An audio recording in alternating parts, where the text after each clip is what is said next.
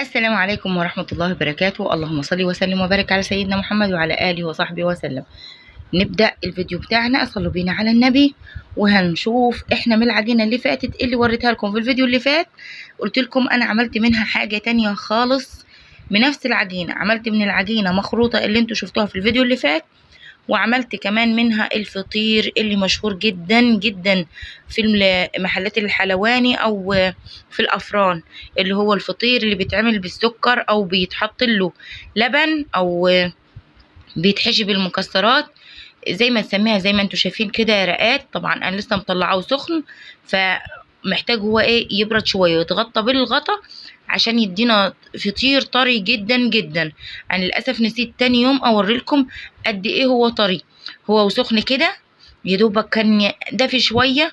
وبوريكم اهو الطبقات، رشينا عليه سكر، في اللي اكله بالسكر، في اللي اكله بالعسل، وفي اللي خلاه يحط عليه لبن كده. هو كده في الطبق تحط عليه لبن سخن ويتاكل بألف هنا وشفا. سهل جدا جدا جدا.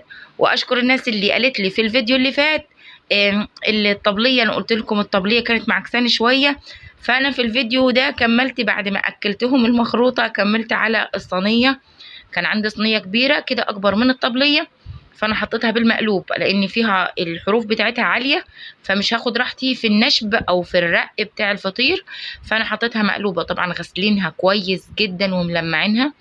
وطبعا كنت بشوف امي وجدتي زمان يعني لما بيغسلوا الحاجه الالومنيوم او حاجه، بياخدوا حبه من الدقيق صغيره ويفركوا الحاجه الالومنيوم دي كويس جدا، بتنضف من اي حاجه فيها. طبعا بعد ما تكوني غسلاها وتخليها بتلمع وبتشيل اي شوائب بتكون في الحاجه اللي انت بتستخدميها. فانا طبعا فركتها كويس جدا جدا بالدقيق. وطبعا اللي وصل معايا للحته دي يا ريت بالله عليكم تحطوا لنا لايك وتشتركوا في القناه اللي لسه ما اشتركش، واللي اشترك والمره اللي فاتت وكتب لي كومنت وانا ضيف جديد عندك، اهلا بيكم، نورتوني وشرفتوني وزدتوني فرد جديد في عيلتي الجميله، عيلتي الصغيره، عيلتي المتواضعه، في قناتي البسيطه. ان شاء الله باذن الله المحتوى بتاعي هيعجبكم ان شاء الله باذن الله. طبعا شفتوا انا رقيتها ازاي، رقيتها رقه حلوه كده بالنشابه. طبعا بمنتهى السهوله هترقيها. الاول هتحط لها نسبه دقيق بسيطه جدا عشان تساعدك في الفرد. لاحظوا كمان ان انا العجينه دي اللي فضلت من عجينه المخروطه، وطبعا مع الوقت والجو الحر فساحت مني شويه، فهو ده المطلوب انها تطرى اكتر وتسيح معانا اكتر. بصوا انا فردت واحده والتانية والتالتة، بس حبيت اوريكم انا بعملها ازاي. تمام، فردتها كويس جدا على الصينية، واخر حاجة فضلت من غير دقيق خالص. وعلى الطاسة حطيت فيها معلقتين كده من الزيت، وحطيت فيها الفطيرة بتاعتي. طبعا زي ما انتوا شايفين انا دهنت الفطيرة، او يعني المادة الدهنية بتاعتي كانت زبدة على قشطة على زيت. حابه تحطي لها سمنه صافي براحتك، حابه تعمليها بزيت صافي براحتك، بس يعني يستحسن الزيت نظيف. هنا على نار هاديه ببدا اسويها، وطبعا بغطيها بالغطا علشان تستوي معانا من جوه في قلبها، يبقى الرقات بتاعتها مش معجنه، لا تبقى الرقات بتاعتها مستويه ومفرفره من جوه، والرق بعيد عن التاني ومنفصل عن التاني كده، بتاخديها زي ورق الجلاش او ورق السيجاره. هفكركم بالعجينه بتاعتها من تاني. العجينه عباره عن طبعا ممكن ما تكونش ناس شافت الفيديو اللي فات فما تعرفش طريقه العجن بتاعها ازاي او مكوناتها بتبقى عباره عن المكونات بتكون عبارة عن كوبايتين من المية. طبعا المية تقلليها او تكتريها على حسب العجين معاكي او حسب كمية الدقيق اللي انت بتعمليها. حطيت هنا معلقة ونص من الملح لان انا هعمل حوالي كيلو ونص او 2 كيلو من الدقيق.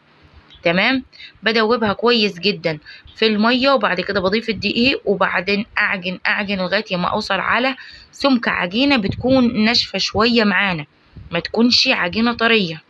تمام، ده هتكون جزء منها هناخده للمخروطة، والجزء التاني لما مع الوقت ومع الحرارة ومع تريح العجينة هتطرى معانا خالص. فما تلاقيش ان انت استخدمتي نفس العجينة بتاعة المخروطة. لو عاملة كمية وفضلت معاكي مثلا حتة عجينة ممكن تحوليها لفطير، الفطير اللي بنجيبه من المحلات، اللي هو الفطير ابو سكر، الفطير اللي بيبقى محشي مكسرات، الفطير اللي بنحط له لبن، بيبقى جميل جدا جدا جدا.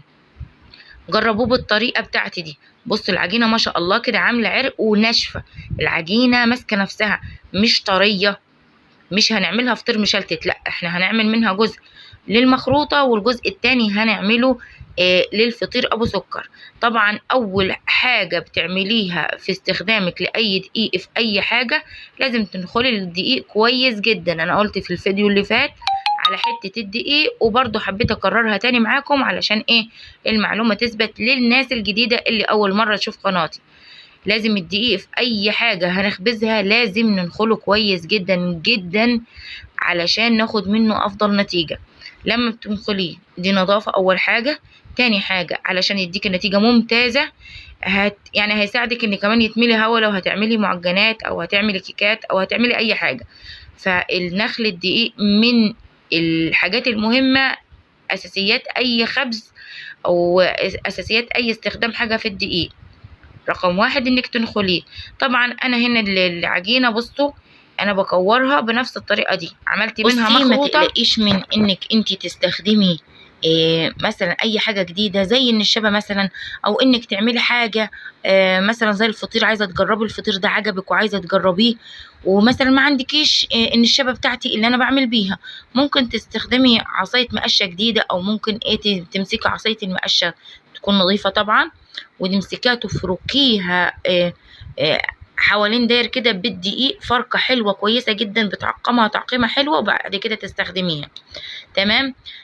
ما عندكيش طبليه ممكن تستخدمي صينيه مقلوبه زي ما انا عامله، ممكن تستخدمي رخامه المطبخ، ممكن تستخدمي اي ترابيزه عندك.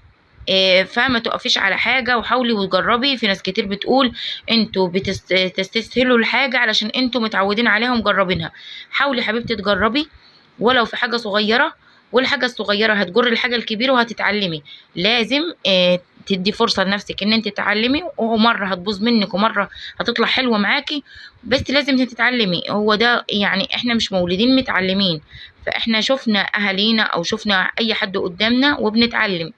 مثلا الحلواني او الطباخ او ايا كان اي حد في اي مهنه ما بيتولدش متعلم الحاجه او الصنعه اللي هو فيها. هو اكيد شاف حد مره واتنين وتلاته وجرب مره واتنين وتلاته وحاول علشان يتعلم الحاجه علشان تنجح معاه وياخد منها النتيجه اللي هو متمنيها.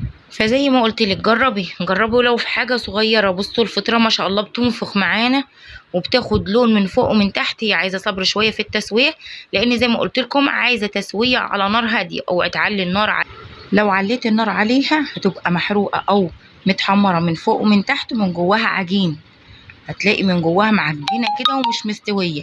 فلازم تهدي النار عليها وتقلبيها من كل شويه من ناحيه لناحيه لحد ما تستوي معاكي وتبقى بالشكل ده. طبعا انا بصور لكم هي مولعه نار لسه طالعه من الصينيه على طول، فانا مش عارفه امسكها موهوحه من السخونه. لكن بصي عايزه تاكليها كده هي وسخنه ومقرمشه، رش عليها سكر مطحون وكليها. حابه تاكليها بعسل برضو براحتك. حابه اني تهدى شويه وبصوا علشان رشيت عليها السكر وهي سخنه موحوحه، السكر كده تشرب من السمنه معايا. لكن الافضل انها تسيبيها تهدى شويه وترشي بعد عليها سكر، وكمان بعد ما تطلعيها من الطاسه تغطيها كويس جدا بغطا معاكي كده وتبقى حلوه وجميله ما تنشفش معاكي. معروفه ان المعجنات لما بتتساب في الهواء بتنشف معاكي وبتتفرفت. عايزاها تاخديها طريه غطيها. يا رب الفيديو بتاعي يكون عجبكم، ويا رب تكونوا استفدتوا واكون وفيت وكملت لكم الفيديو بتاع المره اللي فاتت. السلام عليكم.